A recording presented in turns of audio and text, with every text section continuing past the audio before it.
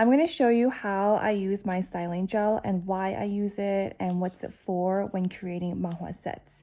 So of course we have our lash trays right here. We start off with these mini palettes. They are magnetic as well.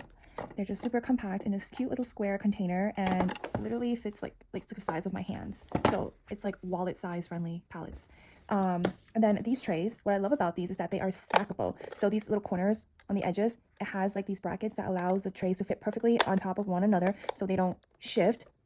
These brackets are there to keep them stable so that it stays organized like this. And then the labels are right here, so you kind of have them stacked on top of one another. And when you need a lash tray, you kind of just pull one out and you get the strip that you need. And then when you're done, you put them back to where it belongs.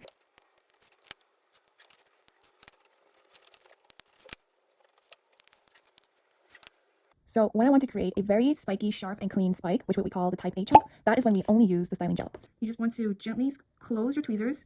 After you figured out how thick you want your spike to be, right? You kind of push all the lashes to the side so that you can see how much you want to grab, and then bring it to the front, and then just gently pick up.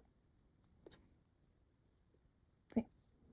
Extra sharp. I'm going to dip it in about 2 millimeters, and then you want to face it like towards you, but lift it. Don't do this. This is how we normally would go into lash. With the lifting technique, we go in a little bit higher. We want to kind of swoop it in towards the base. So not like this. This is going to crisscross. But you want to straighten it out, but not like this, because that's going to create a space in between. We don't want a space at all. You get to kind of curve in and then sit where the tip of this one goes towards the tip of the primary. Like that. And I'm going to swoop it in this way. So not like this. This is going to create that gap. Swoop it in like this. Remember to swoop it towards the tips. Push the tip towards the tip. What we don't want is this, because this is going to create that gap. You want to swoop it in to close the gap. So now you have your pretty type A chunk. So to make this sharper, that is when we go in with the styling gel. So when you use the styling gel, you want to be very careful because sometimes it's very likely for the product to kind of build up over here and it can drip down when you use the applicator, and then it might get very messy. So you want to be very careful because the gel is very watery and runny. So just kind of swirl it to get rid of the excess product and then go in and apply. Bring it towards the tip like this.